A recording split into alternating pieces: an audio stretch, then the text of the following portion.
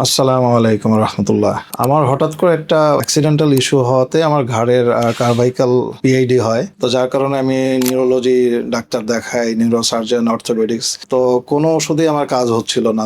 They are advise me to go for operation. পরে আমি Google করতে করতে এবং আমার এখানে আরো কিছু রিলেটিভস তাদের মাধ্যমে ইউনিক পেইন অ্যান্ড প্যারালাইসিস সেন্টারের খবরটা পাই। তো এইটার পাওয়ার পরেই আমি ফারুকুল আলম স্যারের কাছে এখানে আসি।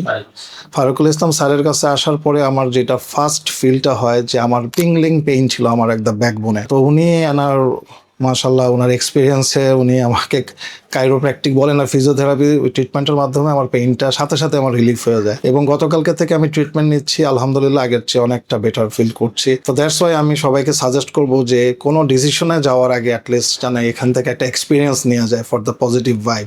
স্যারের এবং স্যারের টোটাল টিমের প্রতি আমার আন্তরিকভাবে আমার দোয়া, এবং আমি যেভাবে এখানে ট্রিটমেন্টটা পেয়ে উপকৃত হয়েছি, আমিও চাই দেশের অন্যান্য মানুষ যারা এই কষ্টে আছে তারাও যেন এই উপকার পায় এবং তারা যেন এই সেবা দানের সুযোগটা আরো বেশি পায়।